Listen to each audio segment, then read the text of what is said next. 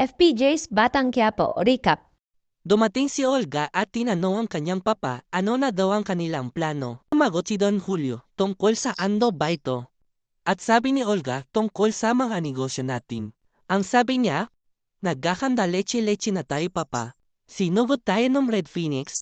Pagkatapos ngayon, niloloko naman tayo ng mga kabalyero. Ang sagot ni Don Julio, Olga, wag mo nang isipin yan. Bahala na si Ramon dyan. Ang sabi ni Olga, yan ang mas inaalala ko. Simula nang makita niya ang kamukha niya, wala na siyang iniisip na iba.